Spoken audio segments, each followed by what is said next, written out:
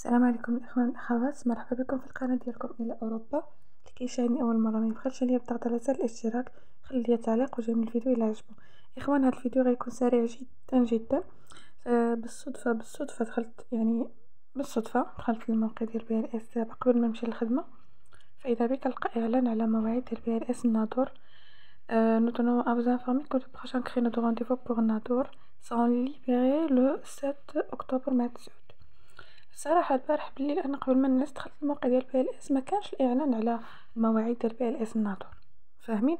دابا فقط غدا الخدمة قلت أجي نطل طلة صغيرة على الموقع ديال بي ال اس، فإذا بي أتفاجأ أنه تم الإعلان في الموقع الرسمي أنه المواعيد ديال بي ال اس الناظور غادي تحلو اليوم 7، تحلو اليوم 7 في شهر 10 مع 9 ديال الصباح.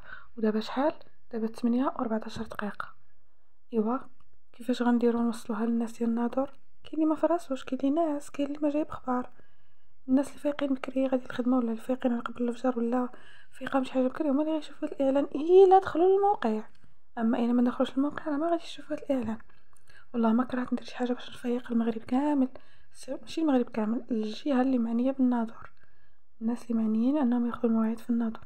ولكن يا غيان فاخ صراحه هادشي كاين. كنتمنى انهم بقاو يعلنوا على المواعيد قبل من نهار الموعود بيومين بثلاث ايام على الاقل، ب24 ساعه باش الانسان يوجد راسو.